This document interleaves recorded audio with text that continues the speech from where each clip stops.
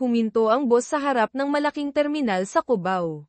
Bumaba si Joan Salazar, bitbit ang isang malaking malita at isang backpack na puno ng pag-asa at kaba. Taga Iloilo siya, isang lisensyadong nurse, pero dahil sa pangangailangan ng pamilya, tinanggap niya ang alok na maging yaya sa Maynila. Malayo man sa propesyon niya, mas malaki ang sahod, at iyon ang mahalaga sa ngayon para sa pagpapaaral ng mga kapatid at sa gamot ng kanyang nanay. Huminga siya ng malalim, pinapakiramdaman ang ingay at alinsangan ng syudad. Ibang-iba sa tahimik at preskong hangin ng probinsya nila. Hinanap ng kanyang mga mata ang sundo niya, isang driver daw na may hawak na placard na may pangalan niyang Joan Salazar. Ilang sandali pa, natanong niya ito. Ma'am Joan, tanong ng medyo may edad ng lalaki na nakauniporme. Opo, ako nga po, magalang niyang sagot, kasabay ng isang tipid na ngiti. Ako po si Mang Ben, driver ng mga alonte. Tara na po, ma'am, hinihintay na po kayo sa bahay. Tinulungan siya ni Mang Ben sa kanyang mga gamit at iginiya papunta sa isang itim at makintab na SUV. Napanganga si Joan sa laki at gara ng sasakyan. Habang nasa biyahe, hindi niya maiwasang mamangha sa nagtataasang mga gusali at sa bilis ng takbo ng buhay sa Maynila. Tahimik lang si Mang Ben, maliban kung may itatanong si Joan tungkol sa mga nadadaanan nila. Huminto sila sa harap ng isang mataas na gate ng isang kilalang subdivision. Matapos magpakilala ni Mang Ben sa gwardya, pumasok sila sa loob. Namangha si Joan sa laki at ganda ng mga bahay. Para siyang napasok sa ibang mundo. Ilang liko pa, huminto sila sa harap ng isang modernong two-story house na may malawak na hardin. Kulay puti at abo ito, na may malalaking bintanang salamin. Mukhang tahimik at malamig. Bumukas ang pinto at lumabas ang isang babaeng nakauniporme rin, marahil ay kasambahay. Good morning po, Ma'am Joan. Ako po si Ate Linda. Tuloy po kayo. Pumasok si Joan sa loob. Malinis, organisado, at mamahalin ang mga gamit, pero may kakaibang katahimikan. Para bang walang nakatira. Nasa opisina pa po si Sir Marco, sabi ni Ate Linda. Pero malapit na rin daw po siyang umuwi para ma-meet kayo. Yung mga bata po, nasa playroom pa. Mamaya ko na po kayo ihahatid sa kanila. Gusto nyo po muna magkape o juice? Tubig na lang po, Ate Linda. Salamat po, sabi ni Joan, naupo sa isang magandang sofa sa sala. Hindi siya mapakali. Ilang minuto pa, narinig nila ang ugong ng sasakyan sa labas. Pumasok si Marco Alonte. Matangkad, moreno, nasa mga mid-30s siguro, maayos man amit, pero bakas sa mukha ang pagod at lungkot. Seryoso ang mukha nito nang lumapit sa kanya. You must be Joan Salazar, sabi nito, hindi ngumingiti. Ang boses ay baritono at may autoridad. Oo po, Sir Marco. Good morning po, medyo nautal si Joan, napatayo agad. Have a seat. Sabi ni Marco, naupo sa single sofa sa tapat niya. Mang Ben told me you arrived safely. Ate Linda will show you to your room later. Your main responsibility is my children Lancy and Ligaya. They are 6 years old. Twins. Sandali itong tumahimik, tila may inaalala. They can be a handful. Their mother passed away 2 years ago. Tumango si Joan, nakikiramay. Condolence po, sir. Thank you. Tipid na sagot ni Marco. Ate Linda helps with the house chores, but I need someone focused solely on the twins. Their schedule, meals, playtime, tutoring, everything. I expect you to be patient, responsible, and firm when needed. May natanggap akong feedback sa agency na nurse ka raw. Opo, sir. Lisensyado po akong nurse. Good. That's a plus, especially with kids. Your contract states the salary and benefits. If you have questions, ask Ate Linda or me directly. Understand? Yes, sir. Naiintindihan ko po. Okay. I need to get back to my home office. Tatayo na sana si Marco nang biglang may sumigaw mula sa hagdanan. Daddy, look, isang batang babae na may hawak na drawing ang tumatakbo pababa, kasunod ang isang batang lalaki na may hawak namang larwang robot. Sila siguro si Ligaya at Lancy. Magkamukha sila, parehong may bilugang mga mata at makapal na kilay tulad ng ama, pero mas buhay na buhay ang ekspresyon. Napatingin ang mga bata kay Joanne, tila ngayon lang siya napansin. Nagtago si Ligaya sa likod ng ama, habang si Lancy naman ay tinitigan si Joanne mula ulo hanggang paa. Daddy, who is she? Tanong ni Lancy, nakataas ang isang kilay, parang matanda kung umasta. Lumuhad si Marco para magpantay sila ng mga anak. Kids, this is Joanne. She will be staying with us. She will be your new yaya. Another one, ungol ni Lancy. Magtatagal ba yan, Daddy? O aalis din katulad ni Yaya Beth? Hindi nakasagot agad si Marco. Tumingin siya kay Joanne, na para bang sinasabi, "They told you they're a handful." Ngumiti si Joanne sa mga bata, isang ngiting pilit pinapatatag. Hi Lancy. Hi Ligaya. Ako si Yaya Joanne. Sana maging magkaibigan tayo. Tinitigan lang siya ni Ligaya mula sa likod ng ama.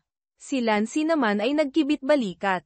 Whatever. Can we play outside now, Daddy? Maya-maya, anak. Let Yaya Joanne settle in first, sabi ni Marco, tumayo na.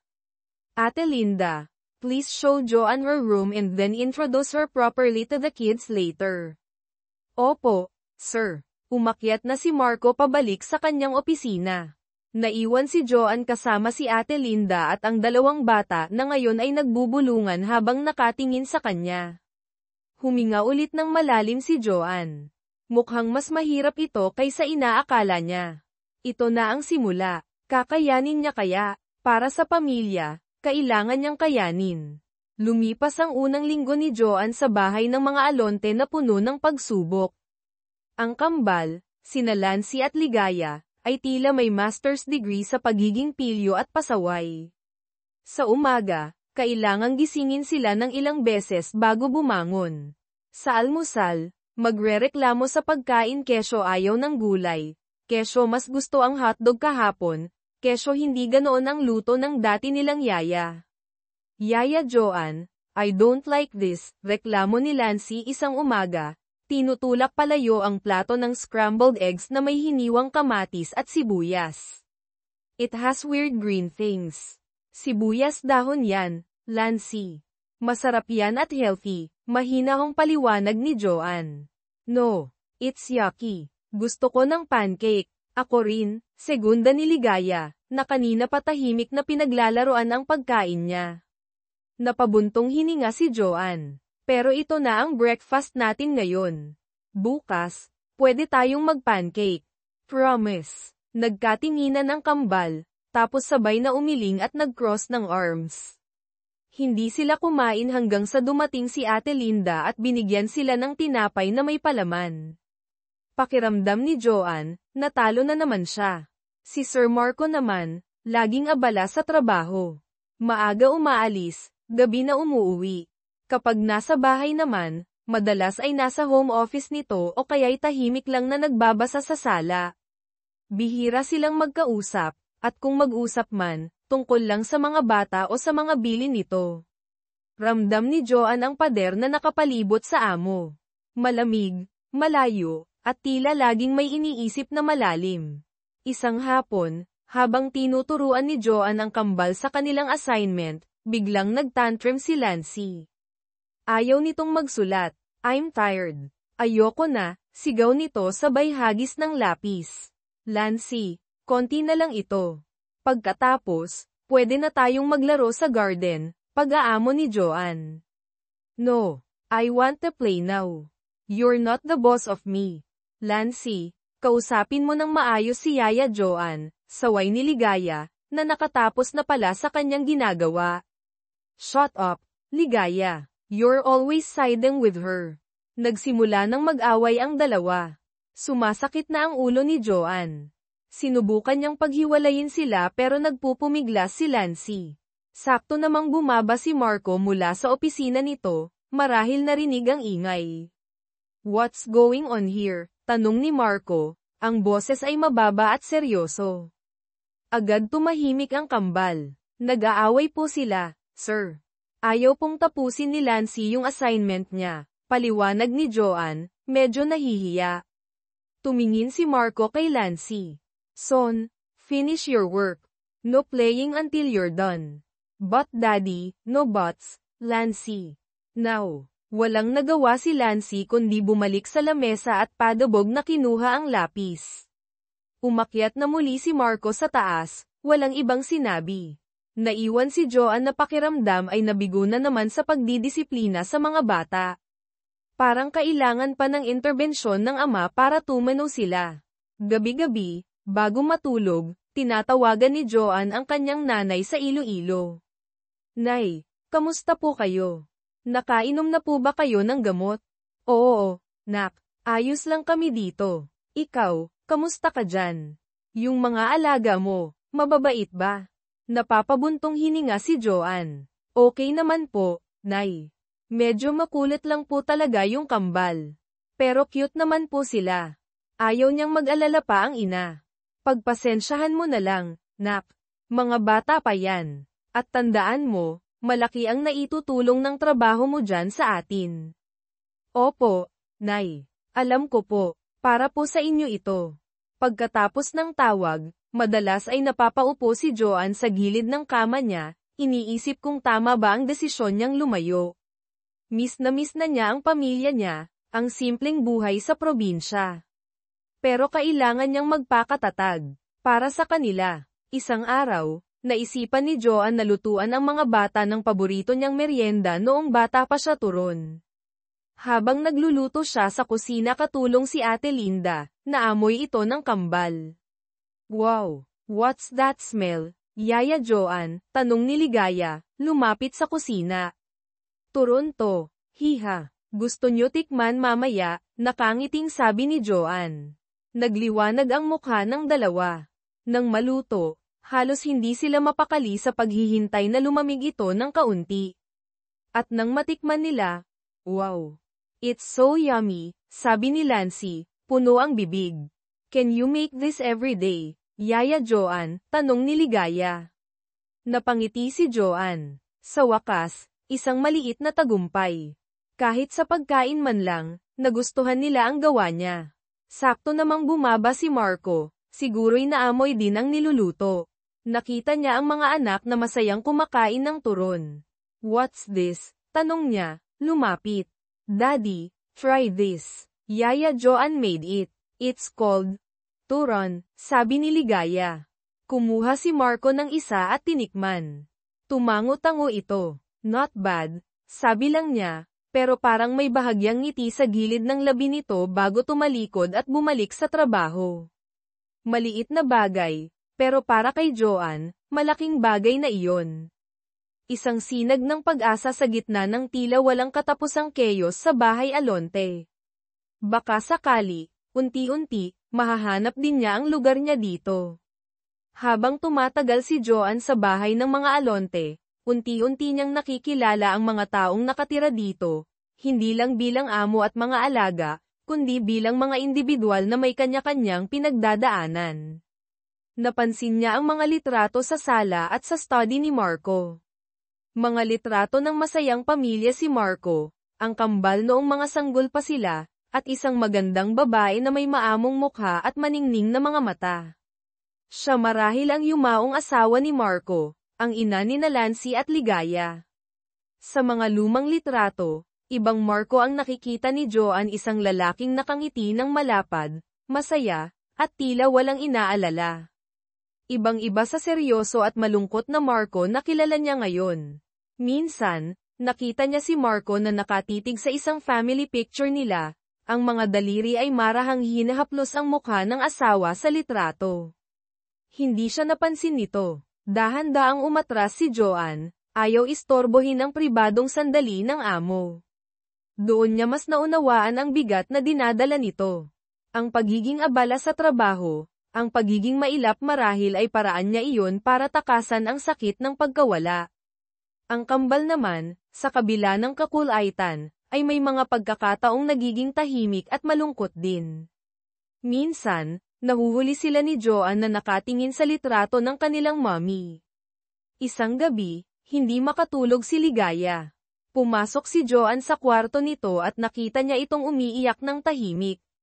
Ligaya, bakit ka umiiyak? Malambing na tanong ni Joanne, umupo sa tabi nito sa kama. I miss mommy, bulong ni Ligaya, lalo pang sumubsob sa unan. Niyakap ni Joanne ang bata.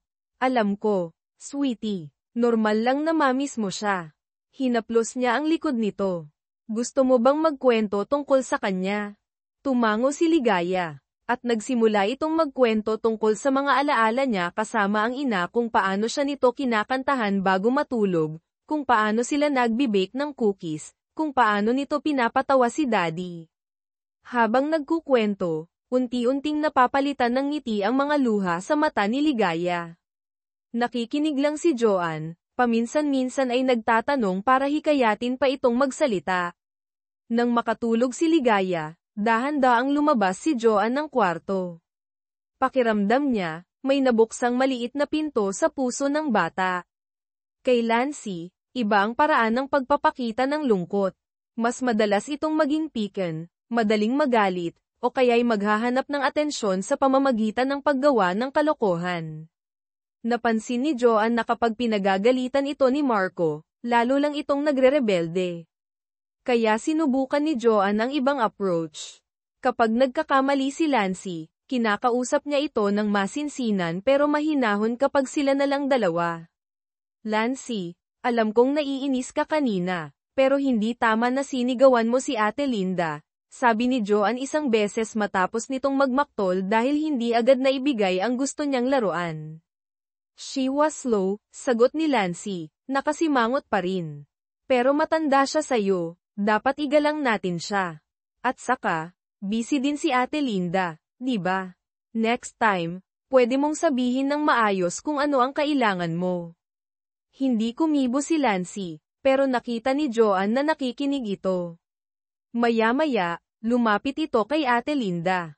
Ate Linda, sorry po kanina, mahinang sabi nito. Napangiti si Ate Linda at si Joanne. Unti-unti, nagkakaroon ng pagbabago. Nagsimula na ring maging mas komportable ang mga bata kay Joanne. Hinahanap na siya kapag wala siya sa paningin nila. Nagpapatulong na sa homework ng walang reklamo. Nagkukwento na tungkol sa nangyari sa school. Minsan, kapag nanunood sila ng TV sa sala, tatabi sila kay Joanne sa sofa, si Ligaya ay isasandal ang ulo sa balikat niya, habang si Lancy naman ay ipapatong ang paa sa hita niya. Mga simpleng kilos na nagpapainit sa puso ni Joanne. Isang Sabado ng hapon, naabutan ni Marco si Joanne at ang kambal sa hardin. Naglalaro sila ng habulan. Tawanan sila ng tawanan. Napahinto si Marco sa may pintuan, pinapanood sila. Nakita niya ang saya sa mga mata ng kanyang mga anak, isang tunay na saya na matagal na niyang hindi nakikita. At nakita niya si Joanne, hindi bilang yaya lang, kundi bilang isang taong nagbibigay liwanag sa madilim nilang tahanan. Napansin ni Joanne na nakatingin si Marco. Tumigil siya sa pagtakbo, medyo nahiya. Ngumiti lang si Marco, isang maliit, halos hindi mahahalata, pero totoong ngiti. Mukhang nag-e-enjoy kayo, sabi nito. Opo, sir. Ang kukulit po nila, sagot ni Joanne, habol ang hininga. Daddy, join us, sigaw ni Lancy. Umiling si Marco. Maybe next time, son. I still have work to do. Pero bago siya tumalikod, tumingin ulit siya kay Joanne. Thank you, Joanne. Nagulat si Joanne. Po, para saan po, sir? For making them laugh again, sabi ni Marco, at mabilis na itong pumasok sa loob. Naiwan si Joanne na medyo tulala. Sa kabila ng pagiging mailap ni Marco, nakikita pala nito ang mga ginagawa niya. At nagpapasalamat ito. Pakiramdam niya, hindi lang siya isang empleyado sa bahay na iyon. Unti-unti, nagiging bahagi na siya ng buhay nila, ng mga lihim sa likod ng kanilang mga ngiti at mga luha. At hindi niya alam kung bakit, Pero ang munting pasasalamat na iyon mula kay Marco ay nagbigay ng kakaibang init sa kanyang dibdib. Unti-unting nagiging pamilyar ang tunog ng tawa sa bahay ng mga Alonte, isang tunog na matagal nang nawala. Malaki ang kinalaman ni Joanne dito. Hindi lang siya basta tagapag-alaga, nagdadala siya ng init at sigla na tila ba nagpapagising sa natutulog na diwa ng tahanan. Sinimulan niyang magluto ng mga pagkaing Pinoy na kinalakihan niya sa Iloilo. Minsan, sinigang na baboy na may tamang asim. Minsan, adobo na may konting tamis. Nagustuhan ito ng kambal, pati na rin ni Ate Linda. Si Marco, kahit hindi nagsasalita, nauubos naman ang sinaing kapag ulam na luto ni Joanne ang nakahain. Isang gabi, habang naghahapunan, biglang nagsalita si Ligaya. Daddy, Yaya Jones' adobo tastes like the one Lola used to make. Natigilan si Marco, napatingin kay Joanne. Ang lola na tinutukoy ni Ligaya ay ang ina ni Marco, na pumanaw na rin ilang taon bago ang asawa nito. Talaga ba, anak? Mahinang sabi ni Marco, may bahid ng alaala sa boses. Tumango si Ligaya. Yes, it makes me happy. Ngumiti si Joanne. Nako, paborito po kasi yan sa amin sa Iloilo. Simpleng luto lang po. It's good, sabi ni Marco, nakatingin sa plato niya. Very good. Iyon ang unang beses na direktang pinuri ni Marco ang luto niya. Isang simpleng komento, pero para kay Joanne, parang musika sa pandinig. Nagdala rin si Joanne ng mga kwentong bayan mula sa Visayas at mga Ilonggo lullabies na kinakanta niya sa kambal bago matulog. Paborito nila ang dandansoy at ang ili-ili tulog anay. Kahit hindi nila maintindihan lahat ng salita, tila may mahika ang himig na nagpapakalma sa kanila. Minsan, naabutan ni Marco si Joanne na kinakantahan ang natutulog ng mga anak. Hindi siya gumawa ng ingay, tahimik lang siyang nakinig mula sa pintuan, at may kung anong kumurot sa puso niya, isang halo ng lungkot at pasasalamat. Napansin din ni Marco ang pagbabago sa mga anak. Mas madalas na silang ngumiti, mas masigla, at mas bumuti ang performance sa eskwela. Hindi na rin sila gaanong nag-aaway o nagtatantrum. Kapag may problema, natuto na silang lumapit kay Yaya Joanne nila at makipag-usap ng mahinahon. Isang gabi, hindi makatulog si Marco. Bumaba siya para kumuha ng tubig sa kusina at naabutan niya si Joanne na nagtitiklop ng mga damit ng mga bata sa dining area habang tahimik na nakikinig sa music sa earphones nito. Gising ka pa pala, Joanne, sabi ni Marco, medyo nagulat. Nagulat din si Joanne. Agad niyang tinanggal ang isang earphone. Ay, sir. Opo, tinatapos ko lang po ito. It's late. Pwede mo namang ipagpabukas yan. Okay lang po, sir. Konti na lang naman po ito. Tumango si Marco, kumuha ng tubig. Akmang aakyat na siya nang bigla siyang magsalita ulit. Kumusta ang pamilya mo sa Iloilo? Natigilan si Joanne. Ito ang unang beses na nagtanong si Marco tungkol sa personal niyang buhay. Okay naman po sila, sir. Tumatawag naman po ako lagi. Good. Yung nanay mo, may sakit daw. Tumango si Joanne. Opo, sir. May maintenance pong gamot. Kaya rin po ako nag-Manila, para makatulong ng mas malaki. Tumahimik si Marco sandali. You're a good daughter. Tumingin ito sa kanya, at sa sandaling iyon, nakita ni Joanne ang respeto sa mga mata nito. At mabuti kang, yaya sa mga anak ko. Salamat po, sir. Sige, matulog ka na pagkatapos mo dyan, sabi ni Marco bago tuluyang umakyat. Naiwan si Joanne na nakatulala sa tinitiklop na damit. Ang simpleng pag-uusap na iyon ay nag-iwan ng kakaibang pakiramdam sa kanya. Parang nabawasan ang distansya sa pagitan nila. Hindi na lang siya basta empleyado, kinikilala siya ni Marco bilang tao, bilang si Joanne. Sa mga sumunod na araw, napansin ni Joanne na medyo nagbago na rin si Marco. Paminsan-minsan, sumasabay na ito sa merienda nila ng mga bata. Nagtatanong na tungkol sa araw nila sa eskwela. Minsan, kapag naglalaro sila sa hardin, lalabas ito at manunood saglit, Minsan ay may kasama pang maliit na ngiti. Isang linggo, walang pasok si Marco. Nagulat si Joanne nang pagbaba niya, naabutan niya itong nagtitimpla ng kape sa kusina at nakikipag-usap kay Ate Linda.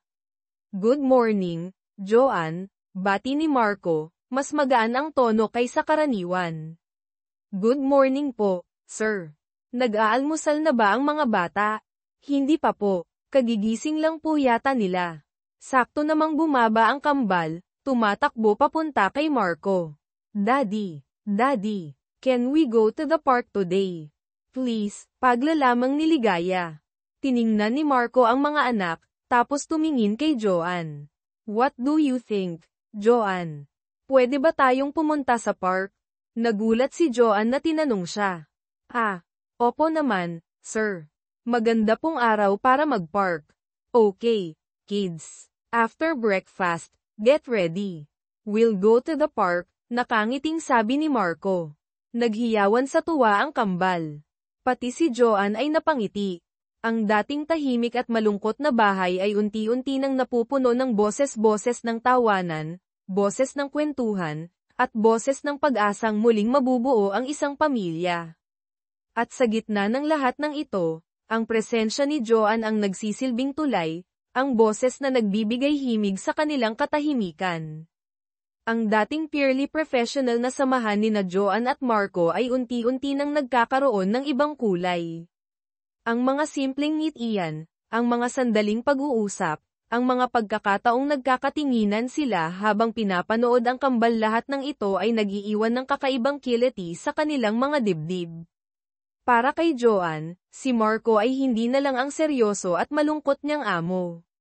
Nakikita na niya ngayon ang lalaki sa likod ng pader na itinayo nito, isang mapagmahal na ama, isang taong nasaktan pero unti-unting natututong ngumiti muli. Hinahangaan niya ang dedikasyon nito sa mga anak at ang tahimik nitong lakas. Pero kasabay ng paghanga ay ang pag-usbong ng isang damdamin na hindi niya dapat maramdaman. Amo niya si Marco. Yaya lang siya. Mayaman ito, mahirap lang siya. At higit sa lahat, biyudo ito na halatang mahal na mahal pa rin ang yumaong asawa. Anong karapatan niyang makaramdam ng ganito? Lagi niyang pinapaalalahanan ang sarili, "Trabaho lang, Joanne. Nandito ka para sa mga bata at sa pamilya mo sa Iloilo." Pero mahirap pigilan ang puso, lalo na kapag nakikita niya ang mga maliliit na gestures ni Marco. Minsan, napansin ni Marco na medyo matamlay si Joanne at bahagyang umuubo. "Are you okay, Joanne? You sound like you're catching a cold," tanong nito habang naghahapunan sila. "Okay lang po, sir. Medyo sinisipon lang po siguro."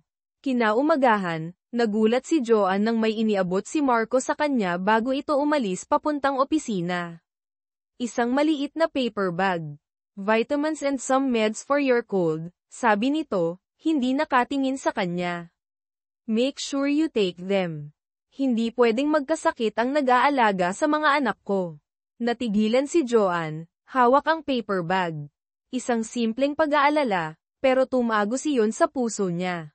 "Salamat po, sir." Si Marco naman, hindi niya maitatanggi ang epekto ni Joanne sa buhay nila.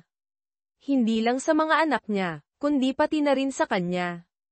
Ang presensya ni Joanne ay parang sikat ng araw na tumagos sa madilim niyang mundo.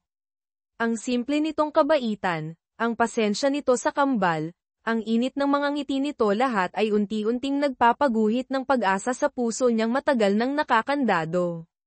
Pero naguguluhan siya. Si Joanne ang yaya ng mga anak niya.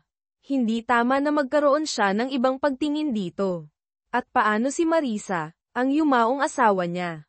Nararamdaman niyang parang tinatraidor niya ang alaala nito sa tuwing nahuhuli niyang napapangiti siya dahil kay Joanne, o kapag hinahanap-hanap ng mga mata niya ito kapag wala sa paningin niya. Isang gabi, medyo na late si Marco nang uwi. Pagod na pagod siya mula sa isang mahabang meeting. Pagpasok niya sa bahay, tahimik na. Akala niya tulog na ang lahat. Pero pagdaan niya sa sala, nakita niya si Joanne na mahimbing na natutulog sa sofa, may hawak pang libro na marahil ay binabasa niya habang hinihintay ang pagtulog ng kambal. Napahinto si Marco. Pinagmasdan niya ang payapang mukha ni Joanne. Mukhang pagod din ito. Lumapit siya at marahang inalis ang libro sa kamay nito. Kumuha siya ng manipis na kumot mula sa kabinet at maingat na ikinumot sa kanya. Habang ginagawa niya iyon, isang takas na hibla ng buhok ni Joanne ang tumabang sa mukha nito. Walang pag-aalinlangan, marahan niyang inipit iyon sa likod ng tenga ni Joanne. Nagulat siya sa sariling kilos. Ang lambot ng balat nito. Biglang bumilis ang tibok ng puso niya. Dahan-daang umatras si Marco, pinigilan ang sarili. Ano ba itong ginagawa ko? Tanong niya sa sarili. Umakyat siya sa kanyang kwarto, dala-dala ang imahe ni Joanne na natutulog at ang kakaibang pakiramdam na iniwan yun sa kanya. Kinabukasan, parehong mailap sina Joanne at Marco sa isa't isa. Naaalala ni Joanne ang pakiramdam na may dumampi sa mukha niya kagabi at ang init ng kumot na hindi naman niya kinuha. Nagising siya saglit noon, nakita niya ang anino ni Marco na paakyat ng hagdan. Siya kaya ang nagkumot sa kanya. Pinilig niya ang ulo. Imposible. O baka naman. Si Marco naman, iniiwasan ang mga mata ni Joanne. Naiilang siya sa nangyari kagabi, sa naramdaman niya. Ang tensyon sa pagitan nila ay hindi nakaligtas sa matalas na mata ng kambal. Daddy, why are you not talking to Yaya Joanne? Tanong ni Ligaya habang nag-aalmusal. Yeah. And Yaya Joanne, why is your face red? Tanong naman ni Lancy. Nagkatinginan sina Joanne at Marco, parehong nagulat at hindi alam ang isasagot. We're talking, sweetie, mabilis na sagot ni Marco. Daddy's just thinking about work. Hindi naman po mapula ang mukha ko, Lancy, sabi naman ni Joanne, pilit na ngumingiti. Mainit lang siguro. Hindi kumbinsido ang kambal, pero hindi na sila nagtanong pa. Ang gulo ng puso ni na Joanne at Marco ay isang lihim na pareho nilang kinikimkim.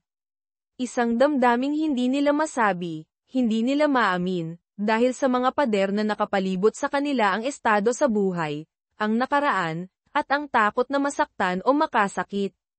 Ngunit habang pinipigilan, tila lalo lang itong lumalakas, naghahanap ng pagkakataong makalaya. Sakto sa pagkakagulo ng damdamin ni na Joanne at Marco, isang tao mula sa nakaraan ang muling pumasok sa eksena si Clarice, ang pinsan ng yumaong asawa ni Marco na si Marisa. Maganda si Clarice, sopistikada, at laging nakaayos. Dati pa man, hindi nalingid sa kaalaman ng ilan na may lihim na pagtingin ito kay Marco, kahit pa noong nabubuhay pa si Marisa. Ngayong biyudo na si Marco, tila umaasa si Clarice na may pag-asa na para sa kanya. Dumating si Clarice isang weekend, dala-dala ang mga pasalubong para sa kambal at isang lutong ulam na paborito raw ni Marco. Sinalubong siya ni Ate Linda at agad naman siyang nagtungo sa sala kung nasaan si Marco, nagbabasa ng papeles. Marco, surprise, masiglang bati ni Clarice, lumapit at bumeso kay Marco. Medyo nagulat si Marco. Clarice, what are you doing here? Visiting my favorite pamangkins, of course. And you too, sabi ni Clarice, umupo sa tabi ni Marco, medyo malapit. I brought your favorite caldereta, just like how Tita used to make it. Thanks, Clarice. You didn't have to. Sakto namang bumaba si Joanne kasama ang kambal mula sa paglalaro sa taas. Tita Clarice, sigaw ng kambal, lumapit para yakapin ito. Sanay sila sa pagdalaw nito paminsan-minsan. Hello, my darlings. Look what Tita brought for you, sabi ni Clarice, iniabot ang mga laruan. Napatingin si Clarice kay Joanne, na tahimik na nakatayo sa gilid. Tinaasan niya ito ng kilay, tila sinusuri mula ulo hanggang paa. And who is this? Tanong niya kay Marco. Ang boses ay tila mas mataray na ngayon. Ah, Clarice, this is Joanne Salazar. The kid's new yaya, pakilala ni Marco. Joanne, this is Clarice, Marice's cousin. Hello po, Ma'am Clarice, magalang na bati ni Joanne. Ngumiti si Clarice, pero hindi umabot sa mga mata. Oh, the new yaya. I see. Sana naman you last longer than the previous ones. Mahirap alagaan ang kambal na yan. Ang tono ay parang nanunuya. Naramdaman ni Joanne ang lamig sa pakikitungo ni Clarice, pero hindi na lang siya kumibo. Akyat ko lang po saglit ang mga bata, sir, ma'am, para magbihis, palem niya. Habang paakyat sila, narinig pa ni Joanne ang sinabi ni Clarice kay Marco. Mukhang bata pa, Marco. Sigurado ka bang kaya niyang disiplinahin ang mga bata? At taga-probinsya pa yata.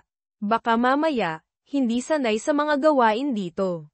Hindi sumagot si Marco, pero narinig ni Joanne ang buntong hininga nito. Nasaktan si Joanne sa komento ni Clarice. Oo, bata pa siya at galing probinsya, pero ginagawa niya ang lahat para maalagan ng mabuti ang kambal. Sa buong weekend na iyon, nanatili si Clarice sa bahay ng mga Alonte. At sa bawat pagkakataon, ipinaparamdam niya kay Joanne na hindi ito kabilang. Kapag naghahain si Joanne, papunahin ni Clarice ang pagkakaayos ng lamesa.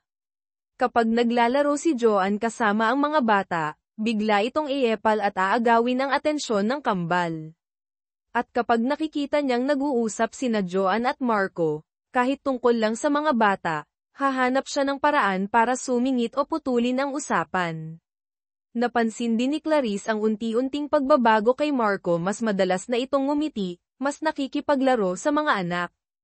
At napansin niya kung paano tumingin si Marco kay Joanne, minsan isang tingin na hindi niya pa nakikita dati. Nagsimulang kumulo ang dugo ni Clarice sa selos. Hindi niya matanggap na ang isang simpleng yaya lang ang nagpapasaya muli kay Marco at sa mga bata, isang bagay na hindi niya nagawa sa kabila ng kanyang mga effort. Isang hapon, habang nasa labas si Marco at si Ate Linda naman ay namamalengke, sinadya ni Clarice si Joanne sa kusina. Joanne, can I talk to you for a minute? Sabi ni Clarice, nakapamewang. Opo, ma'am. Alam mo, I appreciate your help with the kids. Pero let's be clear, you're just the yaya, okay? Huwag mong isipin na dahil mabait sa'yo si Marco at ang mga bata, may special place ka na dito. Nagulat si Joanne sa direktang sinabi ni Clarice. Ma'am, ginagawa ko lang po ang trabaho ko. Talaga ba? Kasi napapansin ko, parang masyado kang nagiging komportable. Remember your place. Marco is still grieving for Marisa. He needs family around him, like me. Hindi niya kailangan ng distraction. Hindi po ako distraction, ma'am. Nagtatrabaho lang po ako. Good. Just make sure you stick to your job.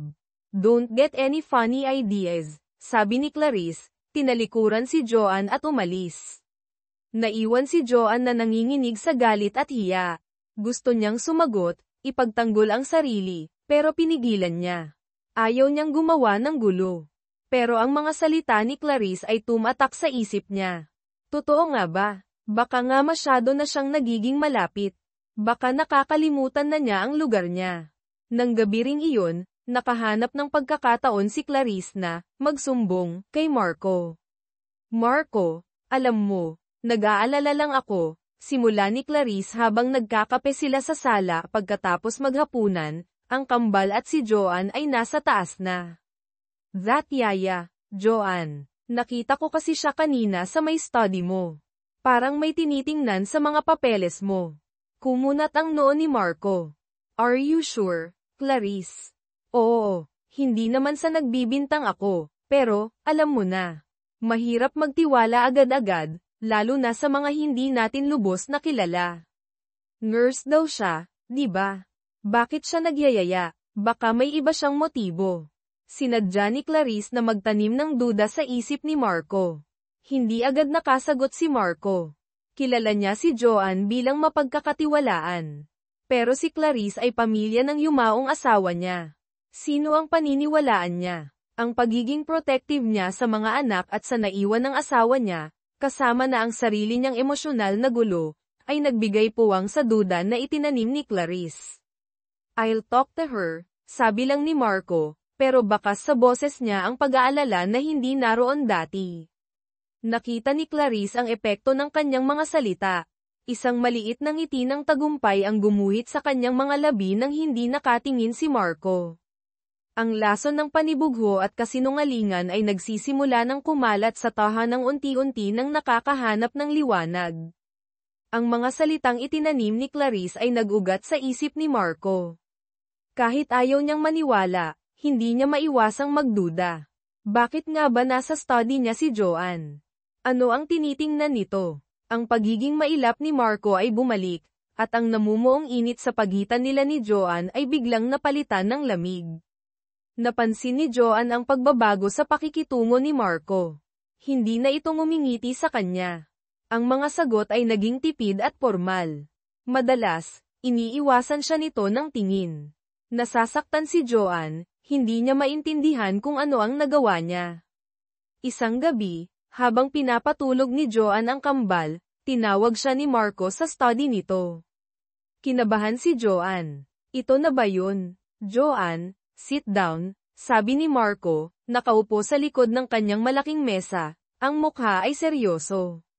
Naupo si Joanne sa silyang nasa tapat niya, ang mga kamay ay magkahawak sa kanyang kondongan. May gusto lang akong linawin, simula ni Marco, ang boses ay walang emosyon. Clarice mentioned she saw you here yesterday afternoon. Na may tinitingnan ka raw sa mga papeles ko. Nanlaki ang mga mata ni Joanne. Po, sir, hindi po totoo yun. Pumasok po ako dito kahapon, pero para lang po kunin yung drawing book ni Ligaya na naiwan niya. Nakita ko po yun sa may gilid ng table nyo, kinuha ko lang po saglit at lumabas na agad ako. Wala po akong ibang ginalaw o tiningnan. Tinitigan siya ni Marco, sinusuri ang kanyang reaksyon. Gusto niyang maniwala kay Joanne, pero ang duda na itinanim ni Clarice ay malakas. Look, Joanne, sabi ni Marco, bumantong hininga. I need someone I can trust completely with my kids and my home. These past few months, things have become complicated. Sir, pinagkakatiwalaan niyo naman po ako, di ba? Naluluhang tanong ni Joanne. Mahal ko po ang mga anak niyo. Ginagawa ko po ang lahat para sa kanila. I know you care for the kids, pag-amin ni Marco. Pero, maybe this setup isn't working out anymore. Para sa ating lahat, parang pinagsakluban ng langit at lupa si Joanne. Hindi siya makapaniwala sa naririnig niya. Pinagdududahan siya ng taong unti-unti na niyang minamahal. At dahil lang sa sinabi ni Clarice. Sir, kung dahil po ito sa sinabi ni Ma'am Clarice, it's not just about what Clarice said, Joanne, putol ni Marco, kahit sa kaloob-looban niya, alam niyang malaki ang kinalaman nito. It's about boundaries. Things are getting blurred. Maybe it's better this way. Hindi niya masabi ang totoong dahilan na natatakot siya sa nararamdaman niya para kay Joanne, na nagugilty siya sa alaala ni Marisa, na nagpapadala siya sa lason ni Clarice. Mas madali na lang na itago ito sa likod ng professional boundaries. Tumulo na ang mga luha ni Joanne. So, pinapaalis niyo na po ako, sir. Tumango si Marco, hindi makatingin ng diretso kay Joanne. I think it's for the best. I'll give you a generous separation pay, of course. At magbibigay ako ng magandang rekomendasyon kung kailangan mo. Hindi na nakapagsalita si Joanne. Tumayo siya, pinunasan ang mga luha gamit ang likod ng kamay. Ang sakit, ang bigat sa dibdib. Pakiramdam niya, dinurog ang puso niya. Sige po, sir, kung yan po ang desisyon niyo, sabi niya, pilit pinatatatag ang boses kahit nanginginig. Mag-iimpake na po ako. Tumalikod si Joanne at mabilis na lumabas ng study, hindi na pinigilan ang paghikbi.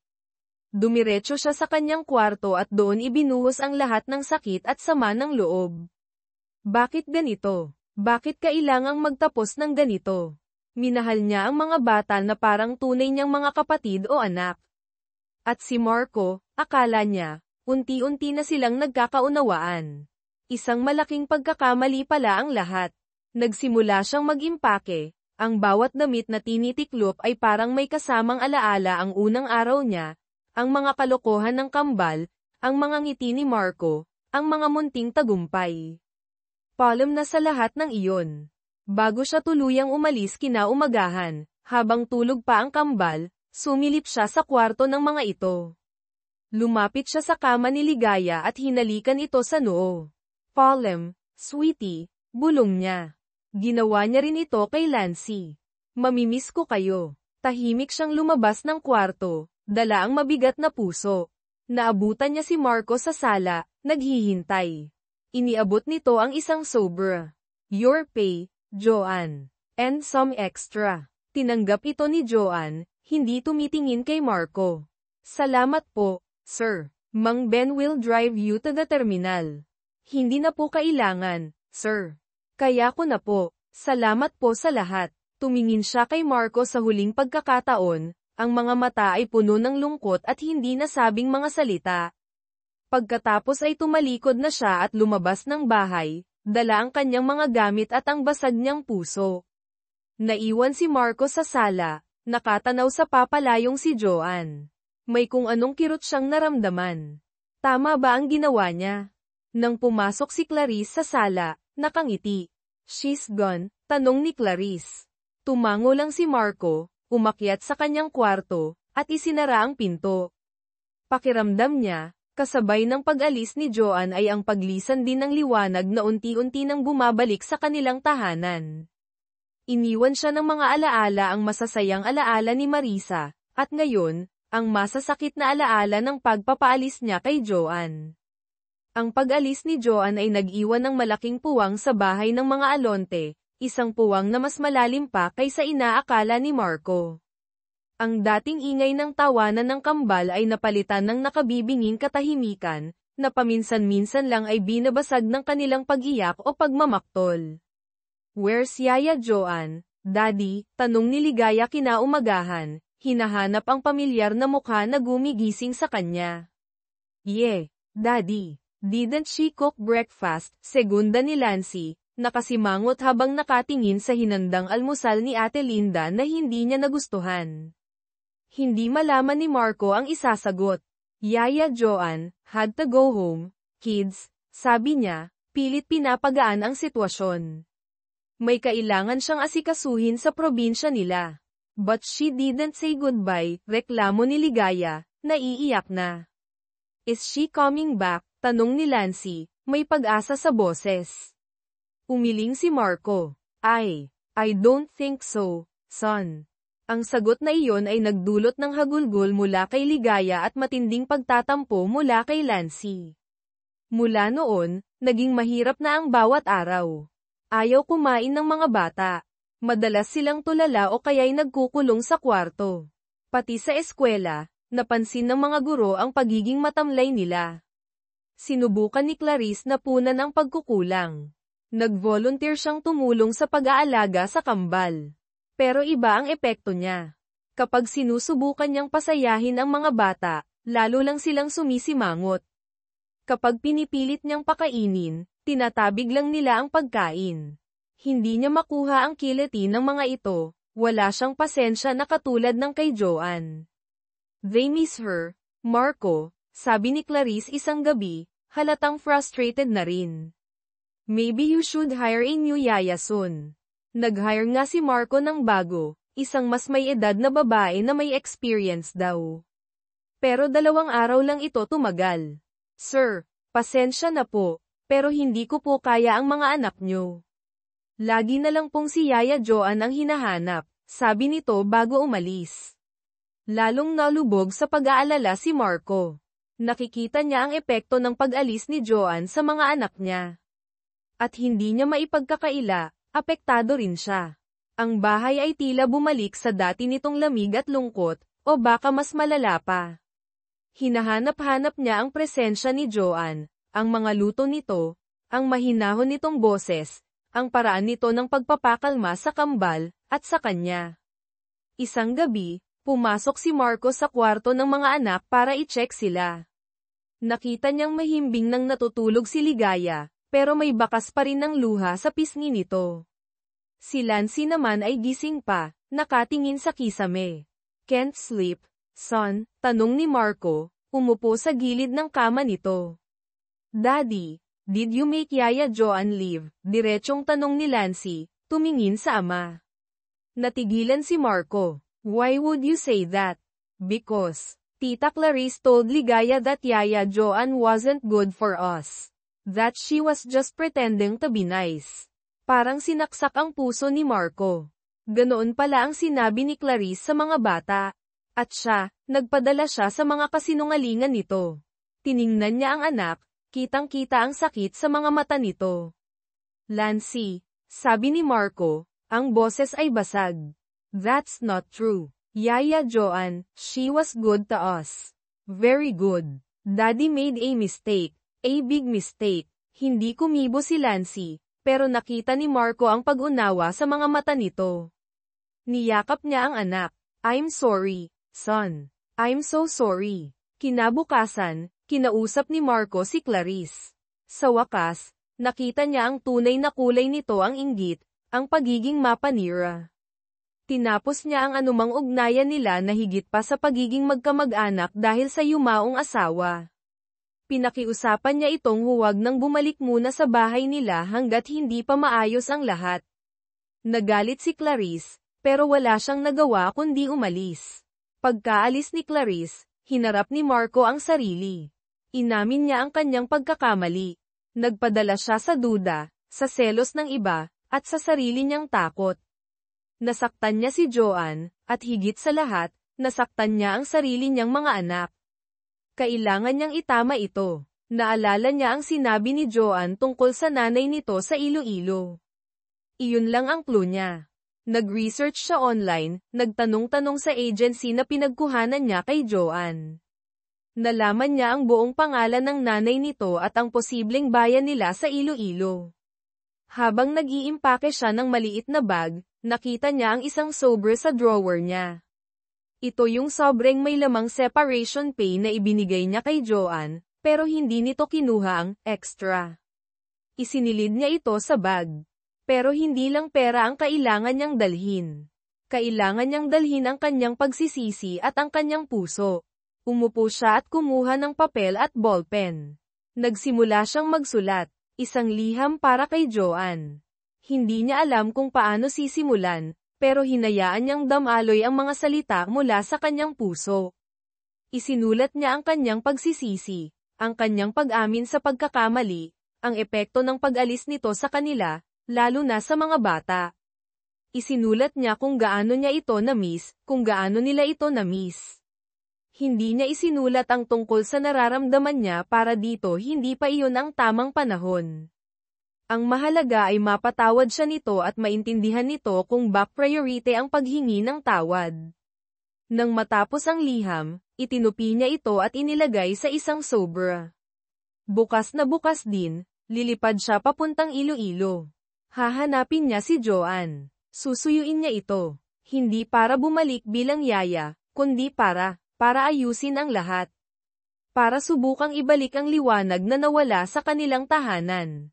Landing ng eroplano sa Iloilo International Airport, ibang Marco Alonte ang bumaba. Wala ang kurbata at business suit, napalitan ito ng simpleng polo shirt at maong pants. Dala ang maliit na bag at ang sobreng naglalaman ng kanyang liham, huminga siya ng malalim.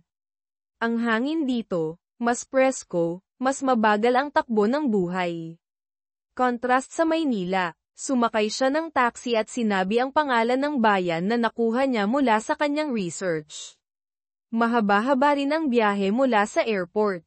Habang nasa daan, pinagmamasdan niya ang mga tanawin malalawak na palayan, mga simpleng bahay, mga taong naglalakad sa kalsada na may ngiti sa labi. Ito ang mundo ni Joan. Pagdating sa bayan, nagtanong-tanong siya sa mga tao, ipinakita ang pangalan ng nanay ni Joan. Sa kabutihang palad, sa isang maliit na komunidad, madaling magkakilanlan ang mga tao. Itinuro siya sa isang simpleng bahay na yari sa pinaghalong kahoy at semento, may maliit na tindahan sa harap.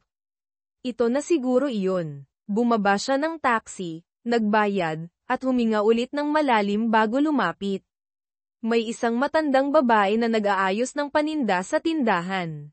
Siya marahil ang nanay ni Joan. Kamukha nito si Joan, lalo na ang mga mata. Magandang hapon po, magalang na bati ni Marco. Napatingin ang babae sa kanya, tila nagtataka kung sino ang dayo. Magandang hapon din, Iho. Ano ang maipaglilingkod ko sa'yo? Hinahanap ko po sana si Joan Salazar. Nandito po ba siya? Biglang nagbago ang ekspresyon ng matanda, naging maingat. Bakit mo siya hinahanap? Sino ka ba? Ako po si Marco Alonte. Ako po yung dati niyang amo sa Maynila. Mas lalong sumeryoso ang mukha ng nanay ni Joan. Ano pa ang kailangan mo sa anak ko? Hindi pa ba sapat na pinaalis mo siya?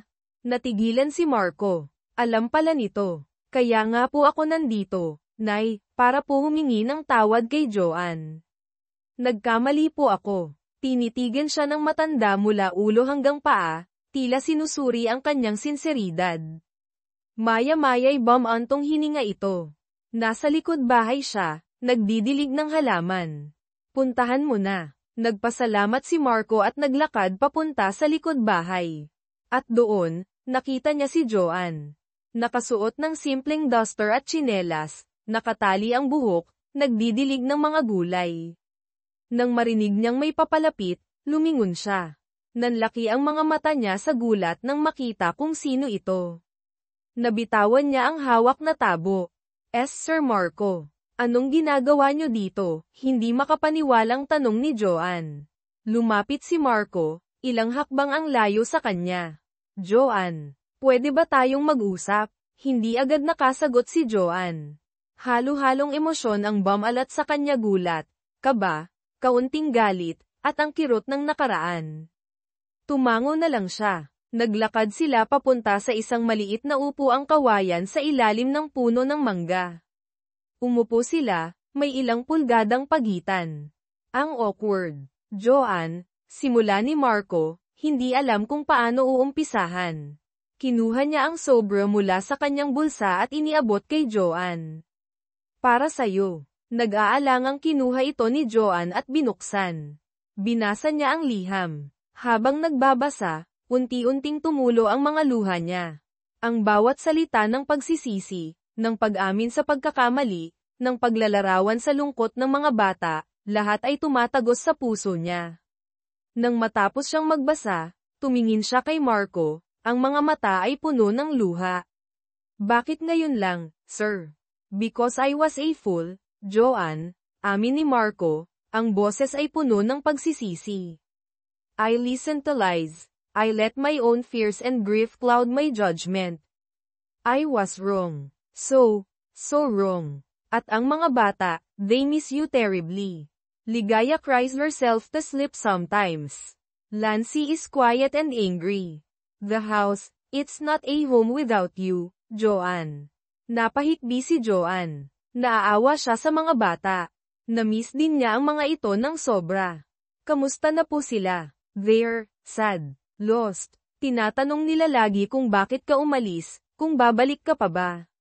Joan, hindi ko to sinasabi para pilitin kang bumalik bilang yaya nila. Nandito ako para humingi ng tawad. Para sabihin sa'yo na pinagsisisihan ko ang ginawa ko. At para, hilingin na kung kaya mo pa, bigyan mo kami ng isa pang pagkakataon. Hindi bilang amo at yaya, kundi bilang tao, bilang mga kaibigan na nasaktan ko. Tumingin si Joan sa malayo, pinupunasan ang mga luha. Ang sakit na naramdaman niya ay nandito pa rin. Pero ang sinseridad sa mga mata at boses ni Marco, at ang pag-aalala niya para sa kambal, ay hindi niya kayang balewalain. Hindi po ganoon kadali, sir, mahina niyang sabi. Nasaktan po ako. Pinagdudahan niyo po ako. Alam ko, Joan. At wala akong ibang masisisi kundi ang sarili ko. Handa akong gawin ang lahat para mapatawad mo lang ako. Kahit hindi ka na bumalik sa Maynila, ang mahalaga sa akin ay malaman mong nagsisisi ako at humihingi ako ng tawad. Katahimikan ang namayani sa pagitan nila, tanging ang huni ng mga ibon at ang malayong tunog ng mga tricycle ang maririnig. Pinag-isipan ni Joan ang lahat. Ang pagmamahal niya sa kambal. Ang unti-unting pagbabago na nakita niya kay Marco bago dumating si Clarice. Ang liham na hawak niya ngayon. Maya-maya, nagsalita ang nanay ni Joan na lumapit pala sa kanila. Joan, anak, sabi nito, hinawakan ang balikat niya. Ang pagpapatawad ay hindi para sa taong nagkasala sa'yo, kundi para sa sarili mo. Para makalaya ka sa bigat na dinadala mo. Tumingin ito kay Marco. At ikaw, Iho, kung totoo lahat ng sinasabi mo, patunayan mo. Huwag mong hayaang masaktan muli ang anak ko. Tumango si Marco. Pangako po, Nay. Hinding-hindi na po mauulit. Tumingin si Joanne kay Marco, pagkatapos ay sa kanyang nanay. Huminga siya ng malalim. Isang desisyon ang kailangan niyang gawin. Isang desisyon na babago hindi lang sa buhay niya, kundi pati na rin sa buhay ng pamilyang unti-unti na niyang itinuring na sarili niyang pamilya. Sige po, sir, sabi ni Joanne, ang boses ay mas matatag na. Pinapatawad ko na po kayo. Nakita niya ang laking ginhawa sa mukha ni Marco. Pero, hindi pa po ako sigurado kung kaya ko nang bumalik. Naiintindihan ko, Joanne, sabi ni Marco. Hindi kita pipilitin. Ang mahalaga, napatawad mo na ako. Pero, sana pag-isipan mo. Hindi para sa akin, kundi para kay Lancy at Ligaya. They need you. Tumango si Joanne. Pag-iisipan ko po. Sa mga sumunod na araw, nanatili si Marco sa Iloilo, tumuloy sa isang maliit na inn sa bayan. Araw-araw, dumadalaw siya sa bahay ni na Joanne. Hindi para mangulit, kundi para makipagkwentuhan lang sa nanay nito, minsan ay tumutulong sa mga simpleng gawain, o kaya'y naglalakad-lakad kasama si Joanne sa tabing dagat kapag hapon.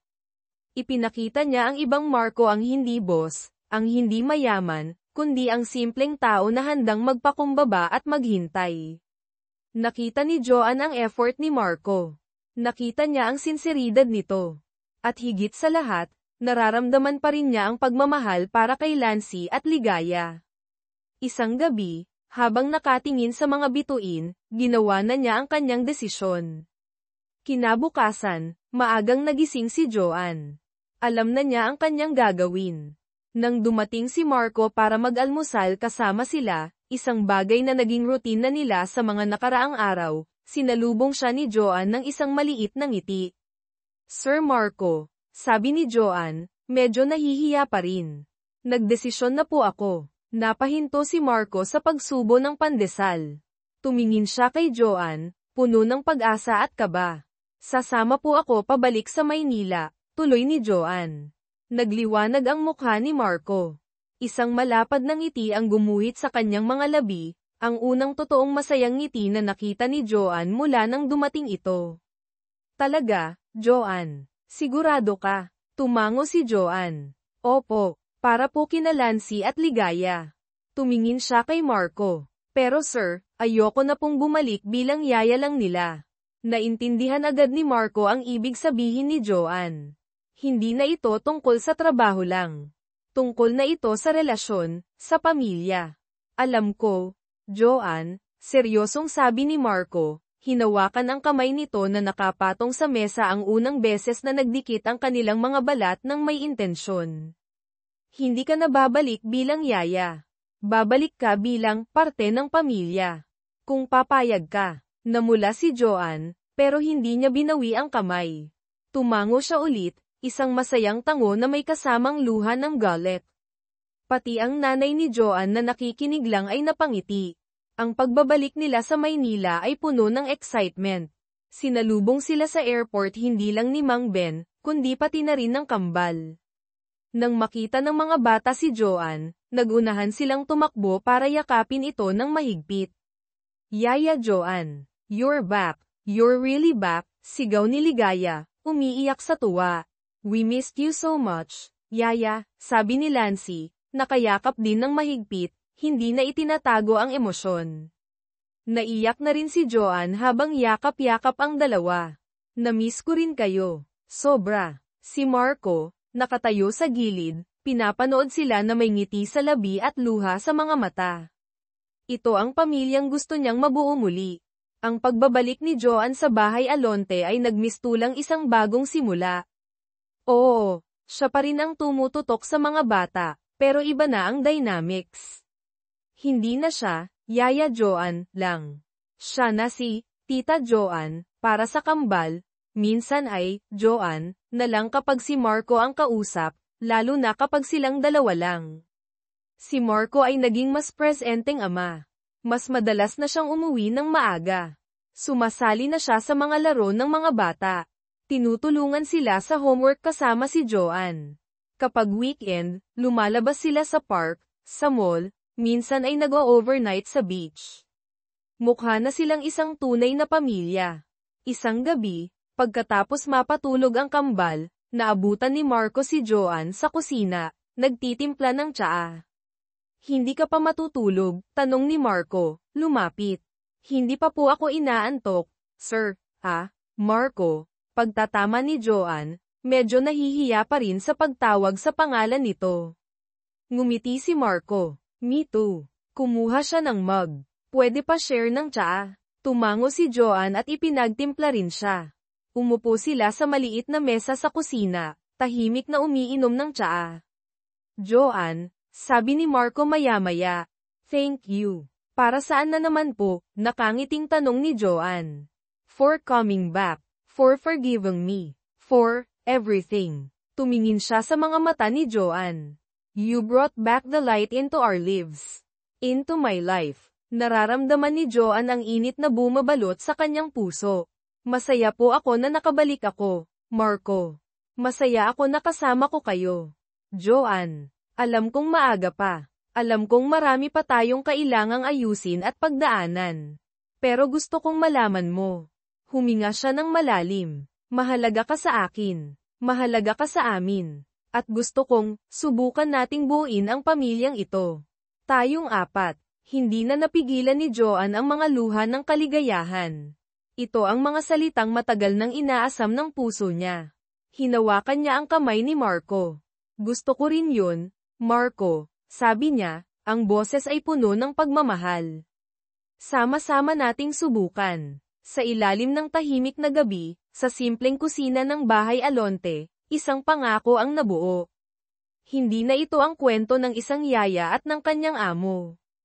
Ito na ang simula ng kwento ng isang pamilyang sinubak ng lungkot, ng pagkakamali, at ng panibugho, ngunit pinatatag ng pagpapatawad, pag-asa, at higit sa lahat, ng pag-ibig. Ang yaya na dumating para mag-alaga ay siya na ngayong nagpapatibok at nag-aalaga sa puso ng buong pamilya. Ang yaya ng puso ko ay hindi na lang titulo, ito na ang kanilang katotohanan, ang kanilang masayang bagong simula.